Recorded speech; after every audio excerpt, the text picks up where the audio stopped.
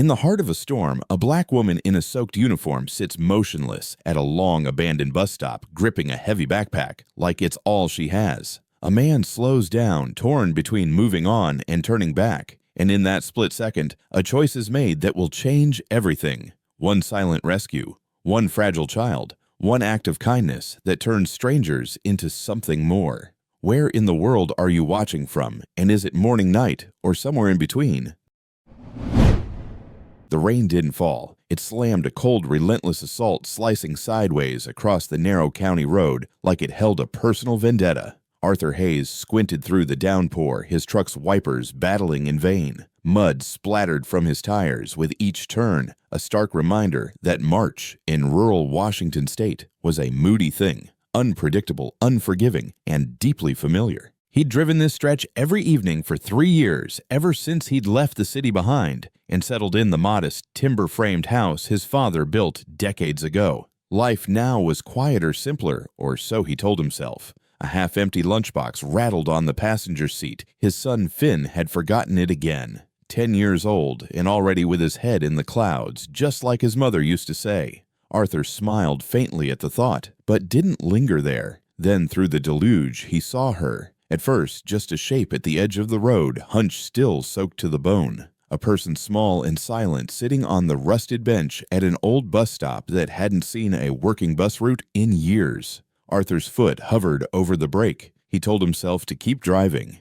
It wasn't his business. Maybe it was someone waiting for a ride. Maybe not. But then the lightning cracked, illuminating her face for the briefest moment. A soldier. Not just the uniform, the posture, the gaze fixed far off like she wasn't sitting in the rain at all, but somewhere else. Somewhere colder, louder, harder. She looked young, worn down not from age, but from caring too much too soon. A young black woman, her face a canvas of resilience and profound weariness. He pulled over. The truck creaked as he opened the door, rain hitting him like gravel. She didn't flinch, didn't even look up. Her hood was low hair stuck to her face in damp strings. A military backpack, worn and heavy, was cradled tightly in her lap. "Ma'am," Arthur called, careful with his tone. Nothing. He stepped closer, boots squelching in the mud. She noticed him now, eyes lifting slowly, wearily. Green eyes haunted. "You all right?" he asked, adjusting his worn leather hat against the wind.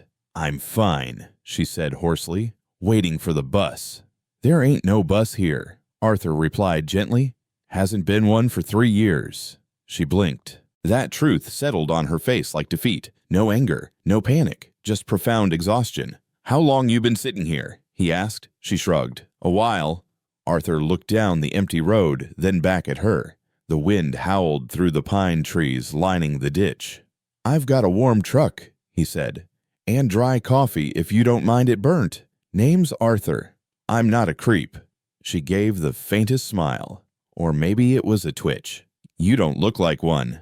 "That's comforting," he said with a half chuckle. "Still, you're coming with me." The way he said it, firm but not forceful, caught her off guard. It wasn't a question, but the only right answer to a question she hadn't asked. She hesitated, then slowly stood, her boots squishing as she adjusted the heavy backpack. He reached to take it, but she stepped back instinctively. "I've got it," she said quickly. Arthur nodded. He didn't push. He just opened the passenger door and waited. Back at the house, Finn's muddy sneakers were already by the door. The boy had probably let himself in after school and forgotten to call again. The smell of damp wood, faded flannel, and old coffee welcomed them as they entered. Arthur helped her hang her coat on a peg near the door. She didn't say much, didn't meet his eyes. He offered her a towel, and she accepted it with a nod. "You can warm up by the stove," he said, motioning toward the old cast-iron fireplace glowing in the corner. She nodded again and walked over, setting her soaked backpack down with utmost care, almost reverence. Arthur watched the way her hand lingered on it, protective. Maybe it held something fragile, or maybe everything she owned.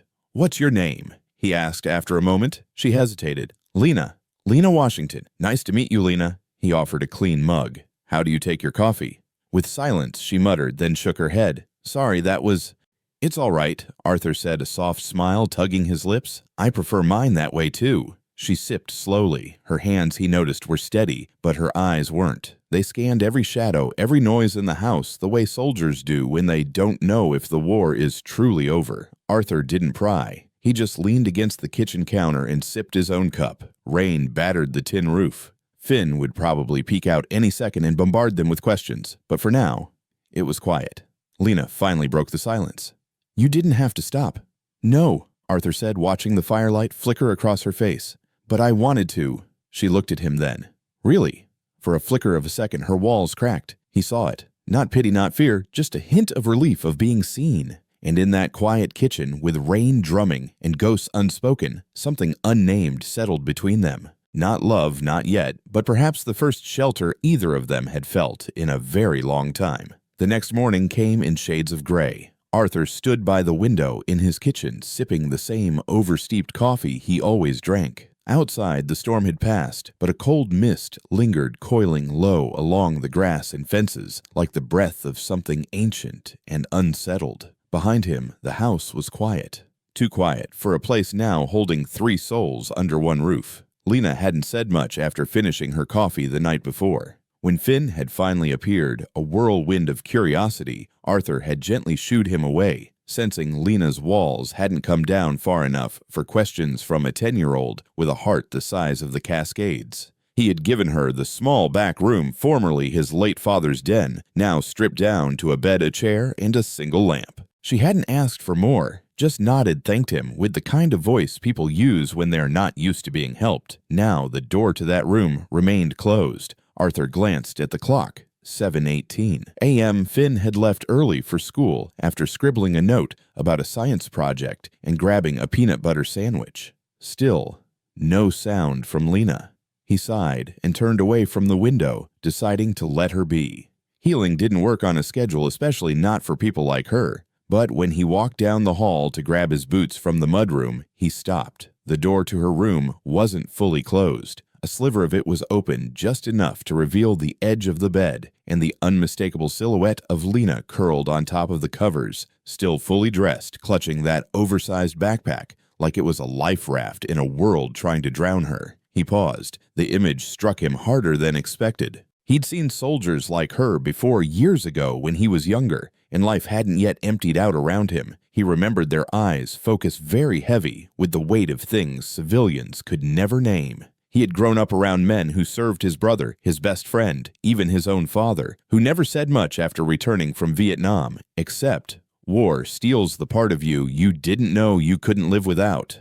Arthur backed away from the door quietly. She needed time, not questions. Lena awoke to the smell of eggs and toast. For a moment, she didn't know where she was. The ceiling looked unfamiliar, the bed too soft, the silence too safe. She sat up abruptly disoriented, clutching the backpack tighter before remembering the road, the storm, the cowboy hat, and the quiet man with kind eyes who simply said, "You're coming with me." She swung her legs over the side of the bed and rubbed her eyes. Daisy hadn't made a sound. She leaned down and checked the pack. Still closed, still undisturbed, still safe. Lena walked into the kitchen with cautious steps. Arthur stood at the stove, flipping something in a skillet. He turned his head slightly as she entered, but didn't speak right away.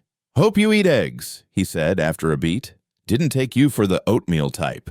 Lena crossed her arms, unsure how to reply. Her voice felt lodged somewhere between her throat and her memory. "You don't have to talk," Arthur added, almost as if reading her discomfort, "but you could eat and sit. I reckon you're not made of stone." That coaxed the faintest smile from her. She sat. He placed a plate before her 2 eggs toast with just the right amount of char and a slice of ham. Nothing fancy, but it steamed in the cold morning air like a blessing. She picked up her fork slowly, almost reverently. They ate in silence for a while, not the awkward kind, just the sort that 2 strangers who were no longer quite strangers shared when words were still too heavy to lift. Arthur finally broke it. "Your little one okay?" Lena froze, fork halfway to her mouth. She looked up, eyes hardening. "I didn't look," he said, gently lifting his coffee. "Didn't need to. I've seen the way you hold that pack." Silence again. Longer, tighter. Then she whispered, "Her name's Daisy." Arthur nodded. "Pretty name. She's 4.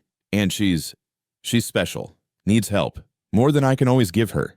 Arthur set his mug down, letting her words hang in the air, letting them be enough. "She asleep?" he asked softly. "In the pack. It's the only way she stays calm in new places." Arthur didn't react with judgment or surprise. He just nodded again. "You're safe here, Lena. No one's going to knock on that door and tell you to leave." She blinked, startled by the certainty in his voice. "Why?"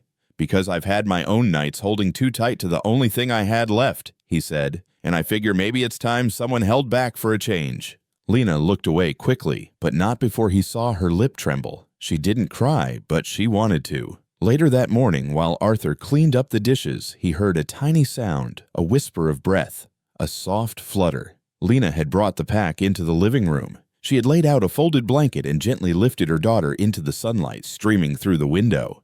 And there she was, Daisy, tiny pale for a young black girl, wearing a soft knit cap and a medical tube along her chest, her hands clenched slowly in the air like she was grasping invisible things. Finn would have asked 100 questions by now. Arthur didn't say a word. Lena sat beside the child, brushing her daughter's wisps of hair. "She loves the sun," she murmured. "Even if she can't say it, she feels it. Like it's reminding her she's still part of the world." Arthur nodded, standing quietly behind them. "You both are," he said. "Part of this world. And if you'd like, part of this home, too." Lena hadn't planned to stay more than a night. She had become good at leaving. Years of moving between shelters, motels, church basements, and hospital waiting rooms had taught her how to disappear before questions started piling up. She didn't want pity, didn't want handouts, and she certainly didn't want someone like Arthur Hayes, kind, grounded, impossibly gentle, to feel obligated to save her. But as the morning stretched into afternoon, and Daisy lay peacefully under the patch of sunlight near the window, Lena felt something she hadn't in a long time. Stillness. No rush to move on, no dread of being asked to leave, just the soft hum of Arthur's boots on the wooden floor, the faint ticking of the old clock above the stove, and the low, reassuring sound of breathing hers.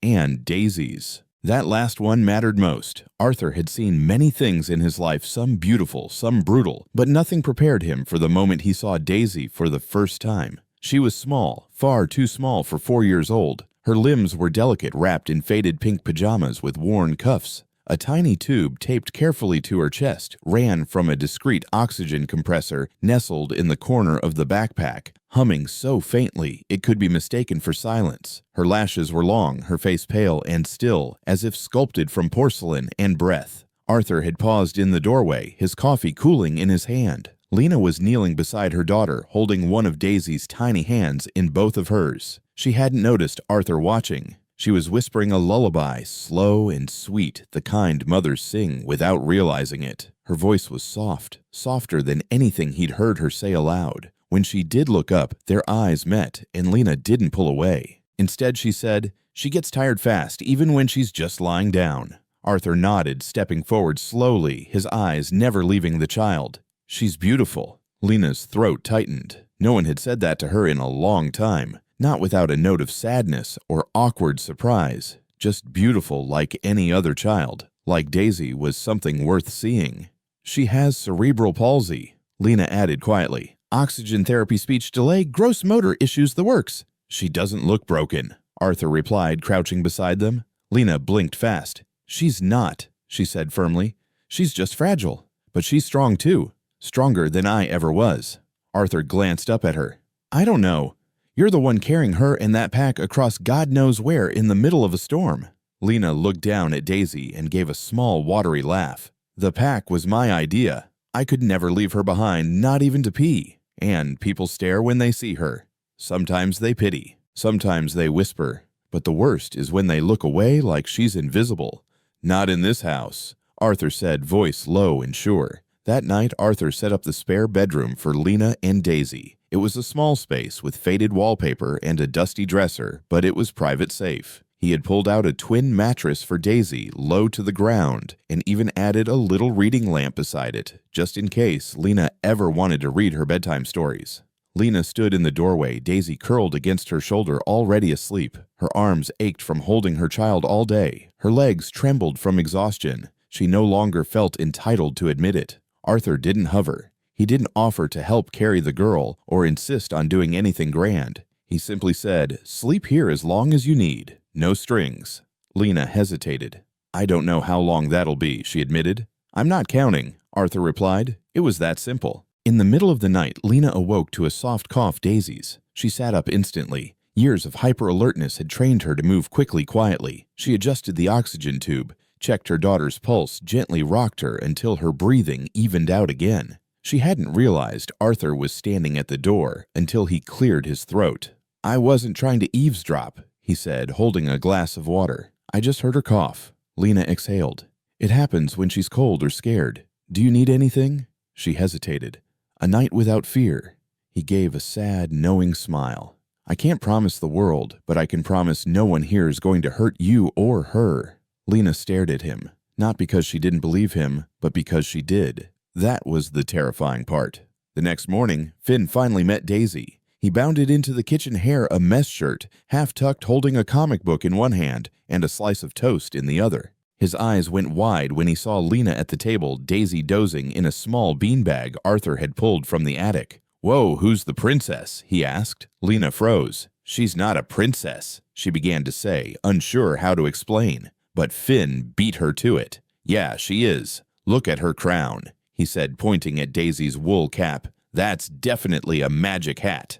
Lena blinked. Arthur grinned into his coffee. Finn turned to Lena, beaming. "Can she play dragons with me when she wakes up?" She doesn't really walk," Lena said gently. "Or talk. Not like other kids." Finn shrugged. "So I'll talk enough for two." And with that, he plopped onto the floor beside Daisy and began drawing with crayons on a folded napkin. Lena had to excuse herself. She stood in the hallway, one hand pressed to the wall for balance. She hadn't cried like this in years, not from fear, not from grief, but from being overwhelmed by kindness. Arthur stepped beside her quietly. "Sometimes the best parts of the world are 10 years old and don't know what judgment means," he said. Lena nodded, her shoulders trembling. "I don't know what we're walking into here," she whispered, "but for the first time, I don't want to run." Lena had never made pancakes before, at least not the kind that flipped golden on a cast-iron skillet while a boy with sleepy eyes and a crumpled comic book sat at the table humming off-key, not the kind that came with real maple syrup and laughter that echoed through the rafters of an old Washington farmhouse. She stood at Arthur's stove in borrowed flannel, her hair tied up in a loose knot, feeling oddly domestic and deeply out of place, but somehow not unwelcome.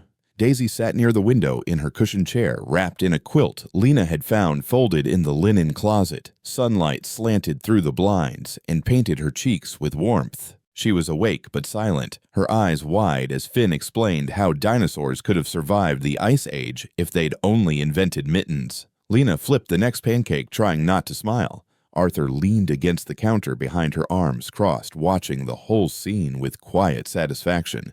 "You're not bad at that," he said, nodding at the skillet. Lena arched an eyebrow. "You expected me to be?" "Well," Arthur replied, "judging by the way you tried to use a whisk to open the coffee canister yesterday." Lena shook her head, biting back a laugh. "You keep that to yourself, Hayes." "I wouldn't dare." And they ate together at the table, Arthur, Finn, Lena, and Daisy, like it was the most natural thing in the world. Lena carefully fed Daisy soft bites dipped in syrup, wiping her mouth gently with a cloth napkin. Arthur noticed how Lena's hands never shook when they were caring for her daughter. It was the only time she seemed completely grounded, anchored by love, not fear. Finn took 3 pancakes, then came back for a 4th, declaring them mom-level good, which in his book was the highest culinary compliment possible. Lena's face softened. That word mom still hit like a stone skipping across water. She hadn't heard it said in her direction in years, not since Daisy was a baby and her husband still alive. Hearing it now from a boy not her own opened something in her she didn't know still existed. Later, while Arthur and Finn cleared the plates, Lena helped Daisy settle by the window again. On a whim, she pulled a square of colored paper from her duffel bag, one of the last few sheets she'd kept from a therapy session at the VA hospital. She folded it with steady fingers, creasing the corners precisely. Finn watched from the table, fascinated. "What's that A-crane?" "In Japan," Lena said, "they say if you fold 1,000 paper cranes, your wish comes true." "Did it work?" Lena hesitated. "I don't know. I never got past 300. Maybe you didn't wish hard enough." "Maybe." Finn walked over, dragging a chair beside her. "Will you teach me?" Lena blinked, surprised. "You want to learn origami?" "I want to fold wishes," he said simply. She nodded. "All right then. But be warned, it's addicting." They sat together, folding paper birds in silence as Arthur watched from the kitchen. Something was happening here. Not dramatic, not loud, but real. Finn, who had never had a mother figure since his wife passed, was quietly gravitating toward Lena, not just as a guest, but as someone he instinctively trusted. Lena, who had learned to shrink into shadows, was slowly beginning to fill the space around her. And Daisy, bless her quiet, brave soul, was blossoming under the Washington sun. Later that afternoon, as Finn napped on the couch, Lena stepped outside with Arthur. The porch creaked beneath their weight. The air was still crisp, but the sky was finally clear. Arthur handed her a mason jar of lemonade. Lena sipped it slowly, cradling the cool glass between her palms. "Your boy's something else." "He's his mother's son," Arthur replied. She had that same brightness, like the world couldn't darken her for long. Lena looked down at the steps. "You don't talk about her much." "I do when it matters." They stood in silence for a while. Then Lena spoke, voice low. "I didn't just lose my husband overseas. I lost my family too. They blamed me for enlisting, said if I'd stayed home, none of it would have happened." Arthur didn't respond with pity, just presence. Lena continued, "When Daisy was born with complications, they called it punishment. Said I'd chosen war over motherhood, and God had noticed." Arthur's hands clenched at his sides. "I'm not religious," he said quietly, "but I don't believe in a God who punishes women for being brave." Lena turned her head toward him startled. There was no judgment in his face, no apology for the bluntness, just conviction. She swallowed hard. "I don't want to be a burden." "You're not. I don't know how long we'll stay." "You don't have to." Lena stared at him. Her eyes were tired but open, truly open for the first time. "What are you, Arthur Hayes?" she asked softly. "Some kind of saint," he chuckled. "Far from it. I'm just a guy who knows what it's like to lose more than you plan for, and what it means when someone doesn't walk away." She didn't respond, but she didn't look away either. That night, as the sun dipped below the hills, Finn proudly hung a string of origami cranes across the mantel. Lena helped him tie each one with thread. Daisy watched from the rug, her eyes following every color like it was magic. Arthur stepped back, arms crossed. "What's the wish?" he asked Finn. Finn beamed. "That this stays us. This. Lena turned toward Arthur, and for the first time she smiled with her whole face. Not just a flicker, but a real blooming smile that said, "I might be learning how to live again." Lena stood at the edge of Arthur's back porch, her hands wrapped around a chipped ceramic mug filled with tea she hadn't touched. The late spring air was brisk, not yet warm enough for comfort, but just gentle enough to invite reflection. Beyond the porch, the field stretched wide and gold dotted with low cedar and cottonwoods. A hawk circled above in slow, deliberate loops. Inside, Finn was helping Daisy read a picture book, mostly describing the drawings in exaggerated voices, while Daisy giggled with every dragon roar and nightly mishap. The sound was faint from outside, but full enough to wrap around Lena's tired heart. She still couldn't get used to it, the peace, the safety. It felt borrowed, like stepping into someone else's dream. Arthur approached with a soft tread. He didn't ask to sit beside her on the steps. He just did, holding his own mug and watching the land like it held answers neither of them could reach yet. Lena broke the silence. "How do you do it?" "Do what?" Arthur asked without looking at her. "Let people in. Trust again." He took a long sip before answering. "I don't think it's about trust. It's about need. After a while, even stubborn hearts get tired of hearing their own echo." Lena didn't respond right away. Her fingers tightened around the mug. "Sometimes I still sleep in my boots," she said finally. "It's stupid. But there's this fear that if I let myself relax too much, someone will show up and say, 'Time's up, Washington. Back to the sidewalk.'" Arthur turned to her, his voice quiet. "That ever happened to you?" "Twice," she said. "Once outside a shelter in Kansas. I fell asleep sitting against the wall with Daisy in my arms. They woke me up with a flashlight to the face and a citation for loitering. The other time was at a church basement in Phoenix. A volunteer said Daisy's equipment was a liability and told me to leave before other families showed up." Arthur's jaw tightened. "That's cruel." Lena nodded, staring out at the field. "People don't mean to be. I think they just don't know what to do with you when your pain looks different than theirs." Arthur had scars too. Most of his weren't visible. He'd been a family man once, happily, he thought. He met his wife Eleanor during college. She was all fire and laughter, a schoolteacher with a stubborn streak and a smile that could bend steel. Finn was born 5 years into their marriage. Life was noisy and bright and never slowed down. Then came the illness. It was subtle at first, a cough that wouldn't go away. Fatigue that lingered, then the scans. The words no one wants to hear. Stage 4. Terminal. He cared for her until the end, quietly, fiercely alone. And when it was over, there was nothing left of him but routines. He built his days around Finn, around work, around chores, anything to keep from remembering the silence Eleanor left behind. He hadn't let anyone new in since. Not because he didn't want to, but because the idea of loving and losing again felt unbearable. Until Lena. She wasn't like Eleanor. Lena was sharp-edged where Eleanor was soft-quiet, where Eleanor was bold. But she carried a strength Arthur recognized, the kind forged in the fire of grief and responsibility. That's what drew him in. Not pity, not even attraction at first. Recognition. Later that evening, Arthur brought out a box of photographs. They sat at the kitchen table after Finn and Daisy had gone to bed. Lena sipped a glass of water, her guard down more than usual. This was Eleanor, Arthur said, sliding a photo across the table. Lena picked it up gently. The woman in the photo had honey-colored hair, sun-warmed skin, and eyes that smiled as wide as her mouth. She held a toddler Finn on her hip, both laughing mid-spin on a picnic blanket. "She looks like Joy," Lena murmured. She was. Lena studied the picture. Was it hard letting her go?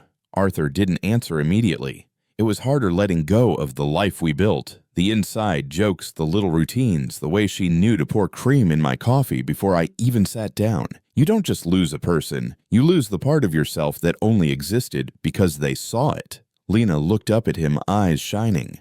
That's exactly it. He nodded. And you? Lena hesitated. Ben, my husband, we served together. We were stationed with a joint humanitarian unit near the Iran-Israel border. I was medevac. He handled logistics. We got married on base under a tarp with 2 witnesses and a borrowed Bible. When I got pregnant, we both requested reassignment stateside. But during a cross-border relief mission, our convoy was struck by a missile. I made it out with shrapnel in my shoulder. He didn't make it out at all. Arthur reached out instinctively. Lena flinched at first, then let his hand rest over hers. Daisy was born a month later, she whispered. Too soon, too small. She spent 6 weeks in NICU while I sat outside the glass praying to a God I wasn't sure I believed in anymore. Arthur squeezed her hand gently. I don't know what brought you to that bus stop, Lena, but I thank God or fate or dumb luck you were there when I passed. Lena's lip trembled. Why?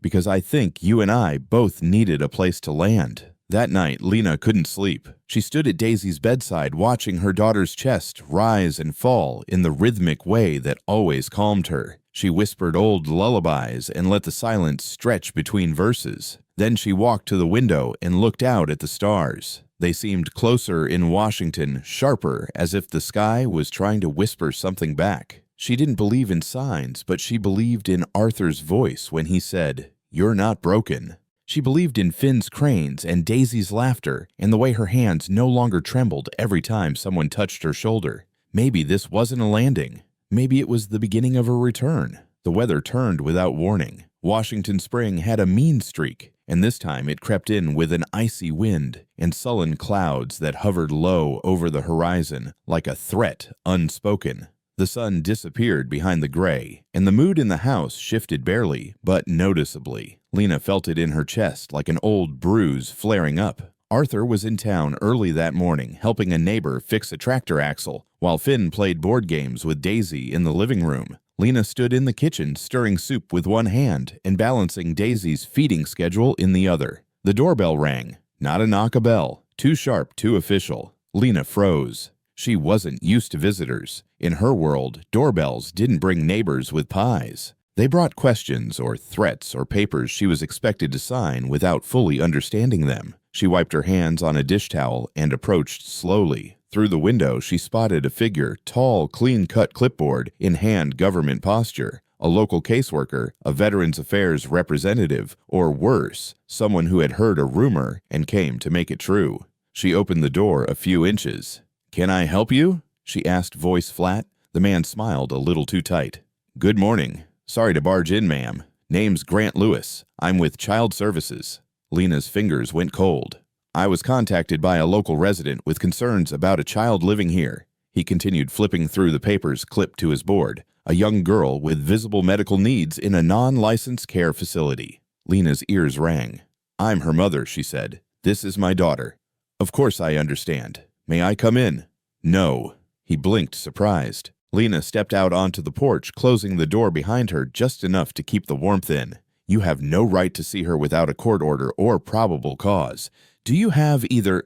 I don't want trouble, he said smoothly. I just want to make sure the child is safe. She's safe, Lena said, steel in her voice now for the first time in a long time. Behind her she heard Daisy cough soft but cruelly timed. Lewis narrowed his eyes. Ma'am, I understand this is difficult. I know what it's like to feel cornered. No, you don't, Lena snapped. You don't know what it's like to sleep in shelters, to be turned away because your kid needs a feeding tube. You don't know what it's like to watch people look at your daughter like she's a burden. He opened his mouth to respond, but Lena didn't wait. I suggest you leave now, and if you come back, bring a warrant. She turned and went inside without another word. Arthur returned that afternoon to find Lena sitting on the edge of the porch steps, arms wrapped tightly around herself, as though she were trying to hold everything together from the outside in. He parked the truck and walked toward her slowly. What happened? Lena didn't look up. Someone reported us. Arthur's brow furrowed. What do you mean, reported? Child Services came, said someone in town filed a complaint about a disabled child being cared for in an unregulated home. Her voice was bitter. Translation, someone doesn't like that I exist. Arthur sat beside her. Did they see Daisy? No, I didn't let them. He exhaled. Good. Lena turned toward him then, and her face was a war between fury and heartbreak. Arthur, if they come back with a court order, I could lose her just like that. They'll say I'm unstable, unemployed, a transient with a medical-dependent child and no permanent address. You're not a transient. You live here now. Lena shook her head. I can't put that burden on you. You didn't, Arthur interrupted gently but firmly. You didn't put anything on me. I opened that door. I asked you to come in. You and Daisy belong here, not just because it's safe, but because we want you here. Her lip trembled. But if Finn's school hears about this, if the neighbors start talking, let them. She stared at him. He softened. Lena, you've been in fight or flight for so long you don't remember what it feels like to just stand still. But you're not alone now. You don't have to run. Not this time. But fear has a way of slipping through even the thickest doors. That night, Lena couldn't sleep. The shadows on the walls felt too tall. Every creak in the house made her reach for her boots. She stood in Daisy's room holding her daughter close, whispering soft reassurances. But even her voice wavered. And then Finn appeared, barefoot, pajama-clad, holding something in his hands. I made you this, he said, voice small. Lena turned. In his palm was a paper crane, this one made from a piece of graph paper torn from his math notebook. I wrote a wish inside, he said proudly. Lena knelt and unfolded it gently. Inside, in wobbly handwriting, it read, I wish Miss Lena and Daisy stay forever. Her chest ached. She hugged Finn tightly, eyes stinging. Do you really want us to stay? She whispered. Finn pulled back. Matter of fact, well, yeah. Dad makes better pancakes when you're around. The next morning, Lena found Arthur already up sipping coffee on the porch.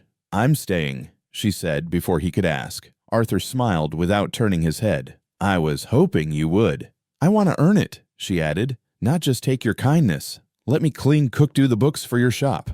Whatever it takes. You don't owe me anything. I know, Lena said. That's why I want to give back. He turned to her. Then, you already are.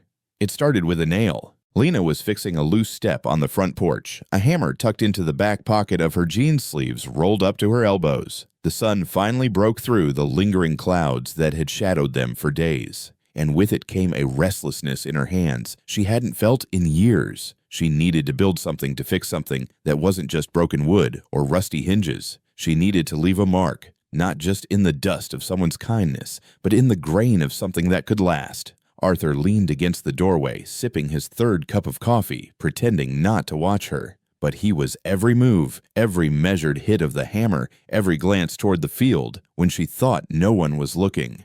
I was going to get to that today, he said, nodding toward the step. Lena glanced up, eyes catching the morning sun. Too late. I beat you to it.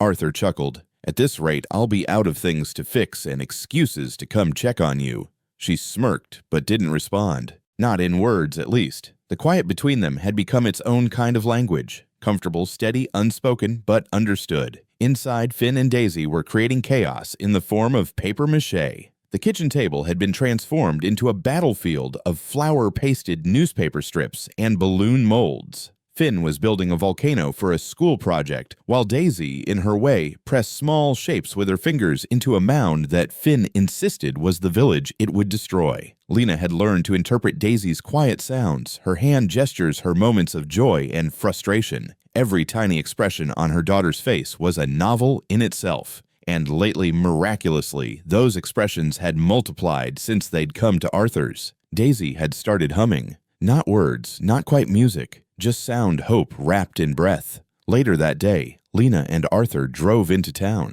It wasn't far, 15 minutes of open road lined with pine and cottonwood, with an old gas station, one diner, a post office, and a hardware store that doubled as a general supply shop. Lena hadn't been back since the visit from Child Services. Arthur had offered to go alone, but she refused. "I'm not hiding," she'd said. They walked side by side down Main Street. People looked, some nodded. A few didn't hide their curiosity. Lena held her head high anyway. Daisy was in the back seat with Finn, and she'd left a note taped to the window. "We're just like you. We're just trying." At the diner, Mary Jean, the woman who ran the lunch shift, gave Lena a tight smile and said, "Glad to see you're still around." Lena smiled back, but the tension in her chest didn't ease until they were driving home again. Arthur noticed. "Let them talk," he said. "Talking is all some people know how to do." "I don't care what they say about me," Lena replied. "I care what Daisy hears, what Finn hears." "You're protecting them," Arthur said softly, "but don't forget they're watching how you stand too, not just what you stand against." That night, Arthur found Lena in the workshop out back, the one his father had used to build cedar shelves and fix broken chairs when Arthur was a boy. It smelled of sawdust and oil and old memories. Lena was sanding a piece of reclaimed wood. Arthur leaned in the doorway. "You're supposed to be resting." "I don't rest well," she said. "What is it you're making?" Lena looked down at the board in her lap. A name sign for Daisy's room, just something small. She turned it around to show him. The letters were still rough, carved by hand with an old chisel, but they were hers, and they were beautiful. Arthur crossed the room and sat beside her. "I thought you said you didn't know how to stay," he said. "I don't," Lena replied, "but every time I pack our things, something in me breaks." She looked at him. Really looked. "I'm tired of running, Arthur." He reached over, brushing a curl of sawdust from her cheek. "Then don't." She swallowed hard. "I don't want to take your kindness for granted." "You're not," he said. "You're answering it." The next day, Daisy's room became hers. Really hers. They painted the walls a soft yellow Finn, choosing it because it looks like sunlight. Arthur installed shelves at just the right height for Daisy's reach. Lena added a mobile of paper cranes above her daughter's bed, strung with fishing wire so it would turn in the breeze from the window. That night, Lena tucked Daisy in and read from a battered copy of Charlotte's Web. Daisy didn't speak. She didn't need to. Her eyes glistened. Her hand found Lena's. And for the first time in months, she fell asleep without needing to be held. Lena sat there long after just watching her daughter breathe. Downstairs, Arthur poured 2 glasses of wine and waited. Lena joined him on the porch, arms folded, sweater draped around her shoulders. "You made this place feel like home," he said. "Not me?" She sipped the wine. "It's still yours." Arthur shook his head. "I think maybe it was always waiting for you." They sat in silence, stars flickering above them like quiet witnesses. Then Lena spoke softly. "Do you think broken people can build something whole together?" Arthur turned to her. "I don't think there's any other way." The knock came on a quiet Sunday morning. The house smelled of cinnamon and fresh coffee. Lena had just pulled a batch of muffins from the oven while Arthur and Finn tinkered with the old radio in the living room, trying to coax a jazz station out of the static. Daisy sat at the table, coloring her small hands, smudging the crayon lines with soft intent. It was one of those rare mornings where time didn't rush, where peace wrapped around them like a quilt. And then it happened. 3 slow, deliberate knocks. Not frantic, not familiar. Lena froze. Arthur looked up from the radio. Finn paused mid-sentence. Even Daisy turned her head, eyes wide and still. The sound came again, measured, unhurried, like whoever stood outside already knew what waited on the other side. Lena set the muffin tray down with shaking hands. "I'll get it," Arthur said, already moving toward the door, but Lena stepped in front of him. "No," she said softly. "It's for me." Arthur hesitated, then stepped back, his hand resting near her elbow there if she needed strength. Lena opened the door. Standing on the porch beneath the soft sun of early spring was a man in uniform. Army green jacket, broad shoulders, stubble lining a familiar jaw. He looked older than she remembered, more sunburned, thinner, but his eyes were the same steel gray, steady. "Lena," he said, voice thick with disbelief. "It's really you." Her knees nearly buckled. "Marcus," she whispered. He nodded. "I didn't know where to find you. Someone from the VA mentioned your name. Said you'd been through Washington. I've been looking for you for months." Lena stared at him, heart thumping against her ribs. Marcus Washington, her half-brother. They hadn't seen each other in nearly 6 years. Their last words were shouted in a dusty military hangar overseas shortly before Lena's final deployment. She had enlisted against their father's wishes. Marcus had gone 1st Marine Corps, 2 tours, a lifetime of silence and discipline. But after their mother died, Lena couldn't stay behind anymore. She wanted to serve, not just survive. They parted on rough terms. And then Marcus went missing in action during a classified mission. For years, she believed he was dead. No confirmation, no remains, just a name engraved on a wall and a sister who mourned in pieces. "How?" Lena's voice caught. "How are you alive?" Marcus looked down, jaw clenched. "It's a long story. I was in a medical facility for over a year. Memory loss, TBI. They didn't clear my file until last summer, and even then, I didn't remember much, just fragments. Your name kept coming up in the dreams." Lena stepped outside, her hand trembling as she reached for him. He caught her in a tight embrace. It wasn't graceful. It was shaking and gasping and desperate and real. Inside, Arthur ushered Finn and Daisy into the other room. He didn't eavesdrop, though every part of him wanted to understand what had just cracked open in Lena's world. She returned 15 minutes later, her face flushed, her hands wringing the hem of her shirt. Marcus followed close behind, glancing at the walls, the photographs, the quiet signs of life in the house. "This is Arthur," Lena said, her voice steadier now. "And that's Finn. Daisy is—" She looked toward the hallway where Daisy peeked from behind the doorframe. Marcus's face softened. "Is that—" he began. Lena nodded. "Your niece." Marcus dropped to one knee.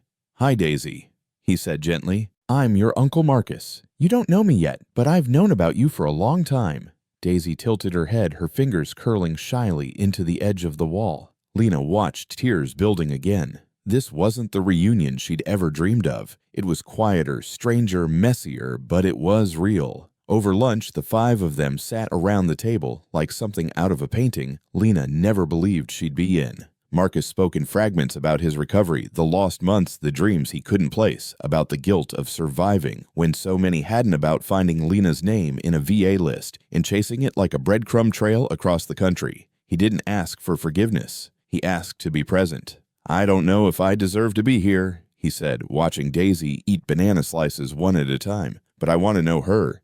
I want to know you." Lena reached across the table and placed her hand over his. "You're already here," she said. That night, as the house quieted and the stars bloomed over Washington, Lena stepped out onto the porch with Arthur. She leaned into the rail shoulders, loose for the first time in days. "I thought I buried him," she said quietly. "I mourned a ghost." "And now," Arthur echoed, "and now, you get a second chance." Lena nodded. "It scares me how much I still love people who've left." "They didn't all leave," Arthur said, his voice low. "Some just took longer to find their way back." She turned to him, the porch light warming her profile. "I don't know what happens next. You don't have to," he said. "You just have to stay." She looked at him for a long time. Then she stepped closer, just enough that their shoulders touched. It wasn't a confession. Not yet, but it was permission. The sun returned the next morning, not timid or tentative, but bold and golden, flooding the kitchen with a warmth that felt almost sacred. After weeks of gray skies, restless worry, and old wounds torn open, Lena stood at the sink with her hands in a bowl of soapy water, watching the steam rise as sunlight cut across the counter. Marcus had spent the night in the guest room. His presence was still surreal.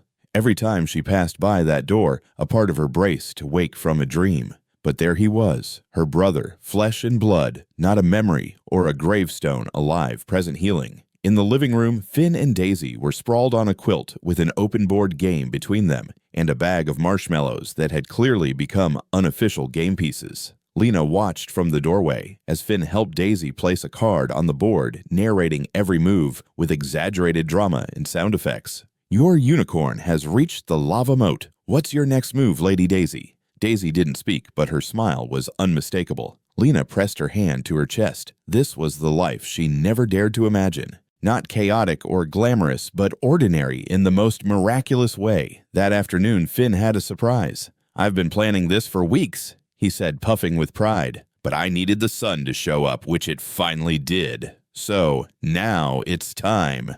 He led them to the backyard where a low table had been set up beneath the big sycamore tree. On it sat a small cardboard cake, an uneven stack of paper plates, and a crooked sign that read, Happy Daisy Day. Lena blinked. What is this? Finn beamed. We missed her birthday last month, right, I figured. She deserves a party anyway. Arthur walked out carrying a plate of fresh cupcakes and a sparkler in place of a candle. Marcus followed, holding a speaker playing quiet music, his face unreadable, but his eyes shimmering. Daisy was rolled out in her chair, bundled in a soft sweater. When she saw the sign, her entire body lit up. She clapped her hands, made a happy noise from deep in her chest, and reached out toward Finn with glee. Lena knelt beside her daughter, speechless. You did this for her, she asked Finn.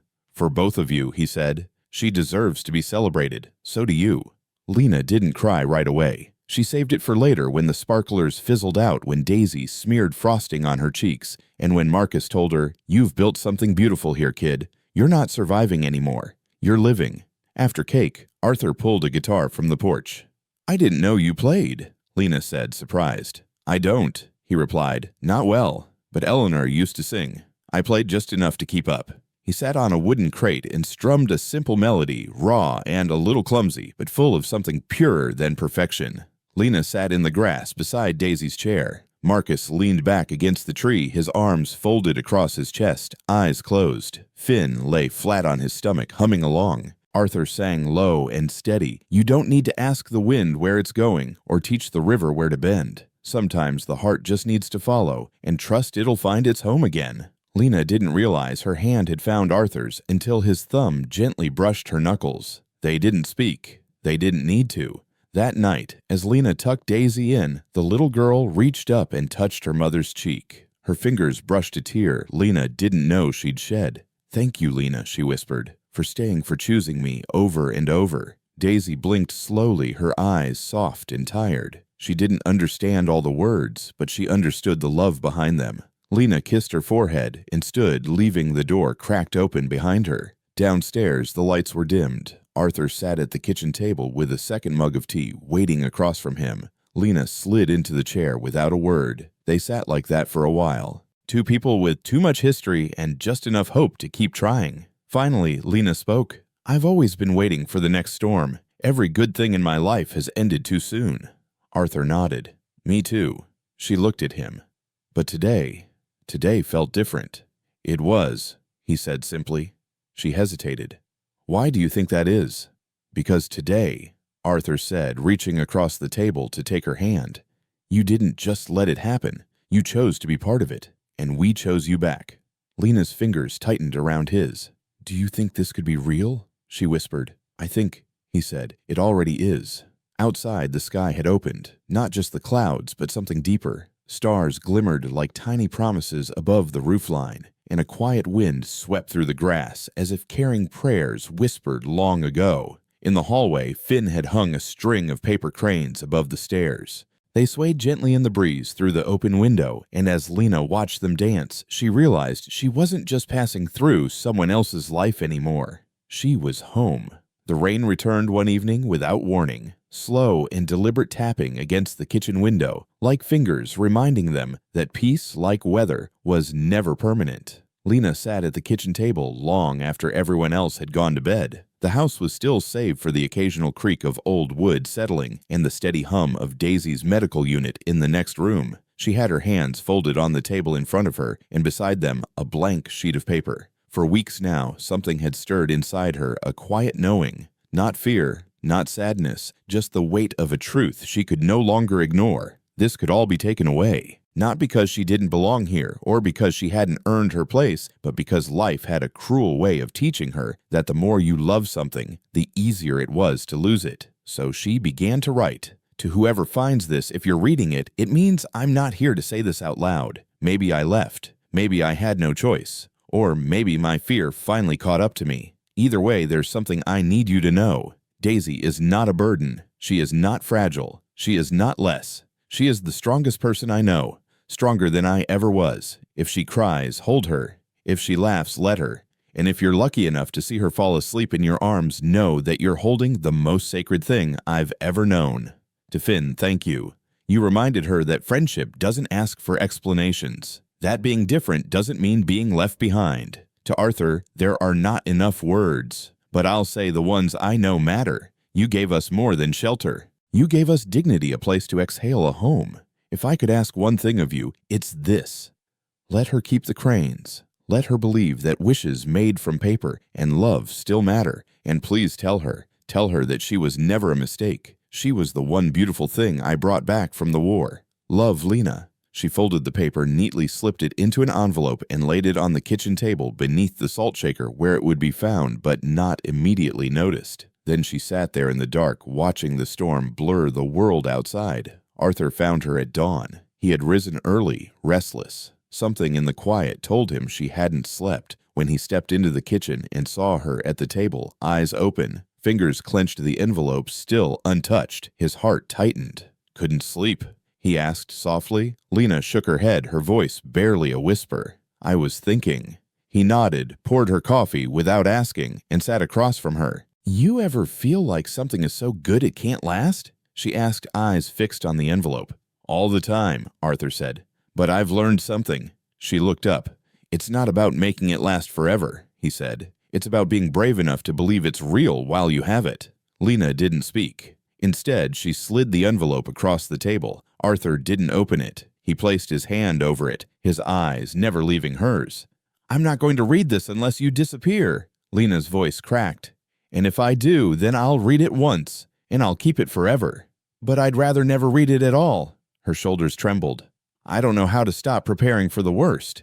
You don't have to, Arthur said gently. But maybe you can also start preparing for the best. Later that morning, Lena took Daisy for a walk around the property. The rain had passed, leaving behind the scent of pine and wet soil. Finn followed behind with a camera he'd found in the attic, insisting on capturing candid family moments, which mostly meant blurry photos of everyone mid-blink. Daisy giggled as Lena pushed her chair along the gravel path. Every time the wheels bumped, Lena would make a dramatic whoa sound that sent Daisy into little squeals of joy. Arthur watched from the porch, heart full. Marcus joined him, sipping a glass of orange juice. They look good out there. They look right out there, Arthur replied. Marcus nodded slowly. You think she'll stay for good? I think Arthur said she already has. That night, as Lena tucked Daisy into bed, her daughter reached up and touched her face. Ma. Lena froze. Daisy rarely tried to speak. Not real words, sounds, gestures. But this was different. Intentional, heavy, with meaning. Lena knelt beside the bed. Say it again, sweetheart. Ma. Daisy tried again, lips trembling with effort. Lena cradled her daughter's face, tears running unchecked down her cheeks. I'm here, baby. I'm here. She didn't need a full sentence. Just that one syllable was enough to fill the parts of her that had long been hollow. Downstairs, Finn was hanging another string of paper cranes along the staircase. Arthur stepped beside him, watching. She asked me today if the wishes are still working, Finn said quietly. And what did you tell her? I said, sometimes they take a while, but yeah, I think they are. He looked up at Arthur. Do you think she's going to leave? Arthur placed a hand on Finn's shoulder. Not this time. Finn nodded, and together they tied the last crane onto the string. In the kitchen, the letter still sat beneath the salt shaker, unread, untouched. Lena passed by it as she turned off the lights, then paused. She reached for the envelope, ran her fingers along its edges, then slowly, purposefully tore it in half. She dropped the pieces in the trash because she didn't need a goodbye anymore. What she needed was tomorrow. Spring didn't arrive in Washington with a parade. It slipped in quietly, softening the frost on the windowsills, loosening the earth beneath the boots, waking the birds before dawn. And in the Hayes home, it arrived in much the same way. Lena found herself humming again. Not the solemn kind she used to sing to Daisy in hospital beds, but the kind that bubbled up without warning while folding laundry, while stirring soup, while wiping crayon off the wall for the third time that day. She was no longer counting the days. She was living them. Marcus had found part-time work at the nearby feed store, easing himself back into civilian life with a quiet steadiness that mirrored Lena's. Finn was preparing a presentation for school on found family and insisted on drawing all 5 of them as comic book characters: Arthur as a cowboy-turned-superhero, Lena as a shield-bearing warrior, Daisy as a floating fairy in a wheelchair, Marcus as the silent but cool soldier, and himself as the narrator who brings everyone together with brains and jokes. Lena had cried when she saw it, not because of the drawing, but because in Finn's world they weren't strays. They were a team. One Saturday, Arthur planned something different. "We need a real day," he announced at breakfast. "One without errands, no appointments, no housework." Lena raised an eyebrow. "You mean fun?" "Yeah," Finn chimed in with capital letters. They packed a picnic. Lena made egg salad sandwiches. Arthur threw in lemonade and a few of Mary Jean's famous oatmeal cookies. Finn insisted on bringing a kite he'd rebuilt with duct tape and hope. Marcus added an old thermos of coffee, then carried Daisy to the truck while Lena secured her portable oxygen kit. They drove out past the ridge to an old field dotted with wildflowers and tall grass, the kind of place where the world felt too big to be dangerous. Daisy's chair rolled gently across the earth as the wind teased her curls. She giggled when Arthur showed her how to tilt the kite, her hands gripping the string alongside Finn's. Marcus stood at a distance, watching the scene, like a man grateful to be allowed back into it. Lena wandered into the tall grass and stood still for a long moment, breathing in the scent of damp soil and sky. Arthur joined her. "Nice out here," he said softly. She nodded. "Feels like everything I didn't know I needed." Arthur smiled. "That's what this place does." Lena turned to him. "It's not the place." Their eyes met, and in the hush of that wide-open field, she stepped closer, one hand resting against his chest. "I didn't believe in beginnings anymore," she whispered. "But you didn't give me a new chapter. You gave me back the book." He cupped her face gently, his thumb tracing the line of her cheek. "You gave me back something too," he said. "The part of me that still believed family wasn't over, that love wasn't something you bury." Then slowly, reverently, he kissed her. It wasn't dramatic. It wasn't loud. It was real. The kind of kiss that says, "I choose you." Not once, but every single day after. By late afternoon, Daisy had fallen asleep under the shade of the truck canopy, curled against Lena's chest, her little finger still wrapped around a piece of yellow string from the kite. Finn was building a fairy fort with wildflower sticks and way too much enthusiasm. Marcus brewed coffee on a small camping stove and poured 2 cups without a word, handing one to Arthur. The 5 of them sat in the open field, watching the sun dip low over the hills. No one said anything profound. No one needed to, because sometimes miracles don't arrive with trumpets. They arrive with presence, with people who stay. That evening, back at home, Lena found a package on the porch. No return address. Inside was a plain wooden frame and a note written in careful cursive. "I saw this in a shop up north and thought of you. Families aren't always born. Sometimes they're built, and sometimes they're rescued. Keep building." A friend. Lena unfolded the frame. Inside was a print of a quote she had once taped to the wall in Daisy's NICU room, but had long forgotten. "Maybe you're not lost. Maybe you're just becoming something new." She hung it on the wall above the kitchen table beside Finn's origami cranes. Later that night, after Daisy was tucked in and Finn was snoring softly, in his room, Lena joined Arthur on the porch. She handed him a piece of paper. It was the letter, not the one she'd torn. A new one. He read it in silence. "Dear Arthur, I wrote this not because I'm leaving, but because I'm staying. Because even when the storms come again, and I know they will, I want you to know this is the place I choose to face them from. With you, with Finn, with Marcus, with Daisy. Because love isn't just a feeling, it's an address." He looked up, eyes glistening. "I love you," Lena said, her voice steady, radiant in its simplicity. Arthur didn't speak right away. He didn't need to. He just pulled her in, rested his forehead against hers, and let the silence say what words could never fully hold. And if you had asked them months later what changed everything, what miracle turned strangers into family, they wouldn't have pointed to the kiss or the picnic or even the storm. They'd point to a knock at the door, to the moment a man saw a soldier at a bus stop and said, "You're coming with me." If you've stayed with us until the very last word, thank you. Truly. Stories like this aren't just written. They're felt. And maybe in some quiet way they remind us that even the most weathered hearts can still make room for grace. This wasn't just a single-parent love story or a soldier story. It was a moment, a glimpse into the lives of people who chose kindness, who chose to stay when leaving would have been easier. It's a reminder that love isn't always loud. Sometimes it's just someone saying, you don't have to run anymore. If this touching story about strangers moved something in you, if it made you pause, made you feel, then I hope you'll tell us. Drop a comment. Share where in the world you're reading from. We may be scattered, but tonight, this story brought us together. And if this heartwarming story left a mark on your heart, give it a like, hit subscribe, and let's keep building this community, one act of kindness at a time. Your support means everything. Truly. Until next time, wherever you are, take care of your heart. And when you can, be someone's shelter. See you in the next story. Join us to share meaningful stories by hitting the like and subscribe buttons. Don't forget to turn on the notification bell to start your day with profound lessons and heartfelt empathy.